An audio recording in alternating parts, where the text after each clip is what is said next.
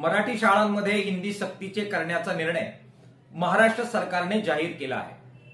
सरकारच्या ह्या निर्णयाचा अत्यंत विपरीत आणि वाईट परिणाम कोवळ्या मनांवर आणि बुद्धीची वाढ सीमित असणाऱ्या विद्यार्थ्यांवर होणार आहेच। शिवाय या निर्णयामुळे मराठी अस्मिता, मराठी भाषा, मराठी परंपरा आणि मराठी माणसावर सुद्धा एक जबरदस्त प्रहार करण्याचा सुद्धा प्रयत्न भारतीय जनता पक्ष आणि आरएसएसने केलेला आहे। भाजप आणि आरएसएसला या देशामध्ये एक देश एक भाषा धोरण राबवून भाषांमधील, संस्कृतींमधील जे वैविध्य आहे ते एक प्रकारे नष्ट करून एकारलेपणा आणायचा आहे।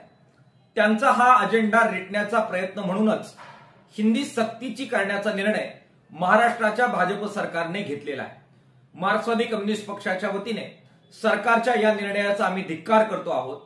मराठी भाषा, मराठी संस्कृती या महाराष्ट्रामध्ये वाढली पाहिजे, आणखीन भरली पाहिजे, हा मार्क्सवादी कम्युनिस्ट पक्षाचा दृष्टिकोन आहे।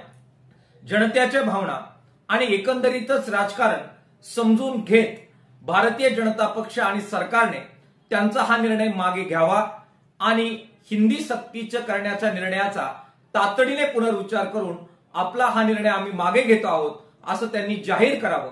त्यांनी ते केलं नाही तर संघर्षाच्या मार्गाने मार्क्सवादी कम्युनिस्ट पक्ष गेल्याशिवाय राहणार नाही।